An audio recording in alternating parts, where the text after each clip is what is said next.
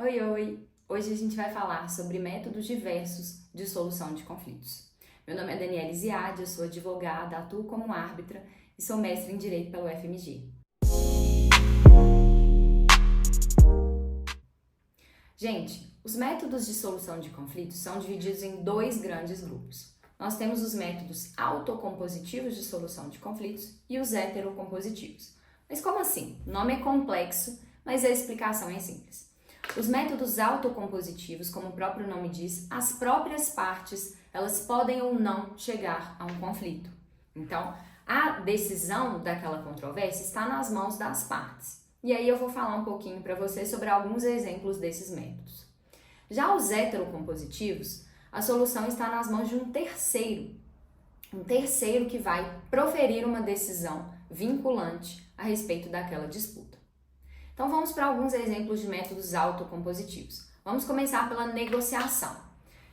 Todos aqui já conhecem a negociação e ela geralmente é feita de forma direta entre as partes. Uma parte tenta persuadir a outra a respeito daquele determinado litígio. Tá? Geralmente as partes elas podem ou não ser assessoradas por advogados. Geralmente se a gente está tratando de litígios um pouco mais complexos, isso acontece, tá? E aí as partes elas vão sentar numa negociação, vão colocar as cartas na mesa, vão dizer o que é que elas gostariam ali para decidir aquela controvérsia e elas vão chegar a uma solução sozinhas. Essa é a versão resumida da negociação, tá, gente? Já a conciliação, as partes elas podem ser auxiliadas por um terceiro. Geralmente são conflitos um pouco menos complexos. Não sei se todos aqui já tiveram a oportunidade ou a infelicidade de ajuizar alguma ação no juizado especial, né, de pequenas causas, companhias aéreas, ações de consumidor, né? E aí, dentro desse contexto, há audiência de conciliação. E aí tem um terceiro, né, que geralmente é o conciliador mesmo, e aí ele vai verificar junto às partes se elas têm interesse em firmar um acordo, tá? Explicação rasa da conciliação também. A gente tem outro exemplo muito comum e que está em bastante crescimento, principalmente depois da promulgação da sua lei específica, que é a mediação.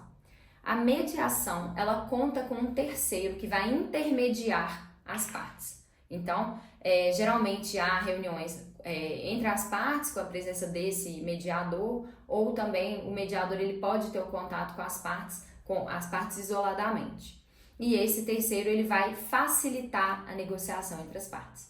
Nesse modo, ele não decide nada, ele simplesmente facilita, ele é um colaborador da comunicação entre as partes. Então, esses são os exemplos, né, de métodos autocompositivos de solução de conflitos. Agora a gente vai para os métodos heterocompositivos de solução de conflitos. Pessoal, qual que é a diferença aqui? Os heterocompositivos são métodos em que um terceiro ele vai decidir aquela disputa, ele vai proferir uma decisão que é vinculante para aquela controvérsia. Quais são os exemplos que a gente tem? Poder judiciário, justiça comum, o juiz ele recebe ali aquela demanda, a gente ajuiza a ação, ele recebe a demanda e ele vai proferir a decisão. E qual que é o outro método que tem sido largamente utilizado no Brasil? Nos últimos mais de 20 anos aí, que a gente tem efetivamente utilizado e tem crescido a cada momento, e é o queridinho do nosso canal, porque nós vamos trazer muito conteúdo a respeito desse assunto, que é a arbitragem. A arbitragem é um método extrajudicial de solução de conflitos, em que um terceiro ou vários, um árbitro ou vários árbitros, ou 3 árbitros, vão decidir aquela disputa, e eles vão proferir uma decisão que também é vinculante. Se você gostou desse vídeo, já deixa o like, se inscreve no canal, porque sempre vai ter muito conteúdo bacana aqui para vocês a respeito de métodos extrajudiciais de solução de conflitos.